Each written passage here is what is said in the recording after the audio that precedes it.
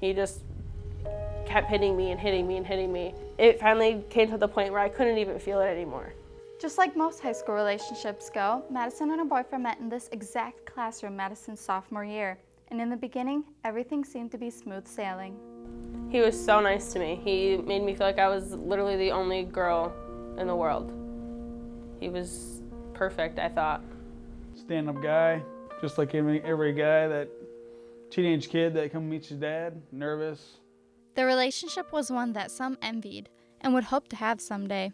Then things began to take a turn for the worst. I started seeing like what he would do to his family, what he would do to his own mom, what he would say to her.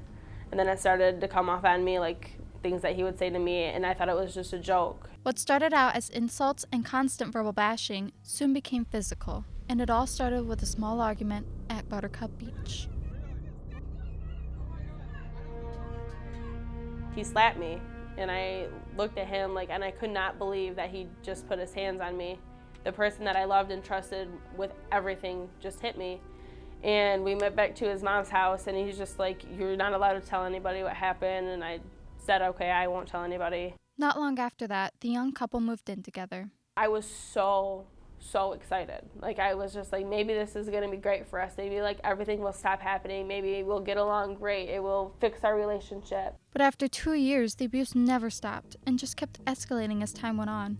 One of the worst times was on a trip to Florida to visit her grandparents. Everything was going good. We didn't fight the whole way down there. It was perfect. But what goes up must come down. While driving around town, her boyfriend's road rage turned into a whole different world of anger, and Madison was there to take the hit. He instantly started punching me over and over and over again, over 12 times, and my face finally busted open.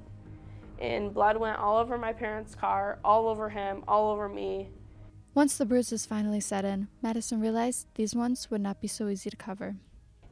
I said, "I have bruises all over my face, my lips are bleeding, my nose is bleeding, my eye is bleeding."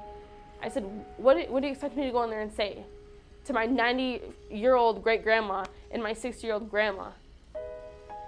And he told me, he just said, "You fell on a rock in the ocean." And I just looked at him and I said, "That's what you want me to say to them?" And he said, "Yeah." After hours of begging and pleading, Madison was finally taken to the hospital. Her nasal cavity was cracked in half and her cheekbone cracked right down the middle.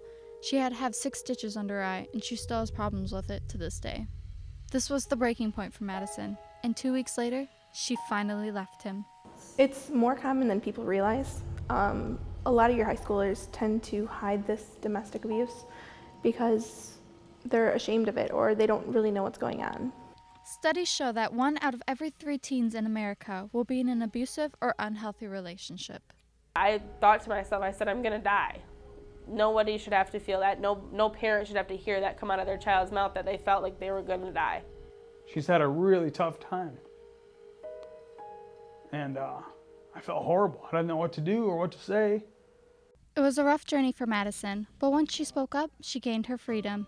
And with this newfound freedom, Madison is learning to move on. I can be myself, I can do what makes me happy, and I don't have to worry about what anybody else thinks or says or how they feel about it. With the help of Madison's friends and family, she is spreading her message for people who are going through an abusive relationship and how to get out. Definitely, if you're going through it, you should definitely get out. If you need the help, there's plenty of people that are willing to help you that you don't even know that will help you. Get help.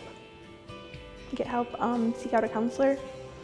It's the best thing you can do. Talk to your family, talk to your friends. Don't shut them out.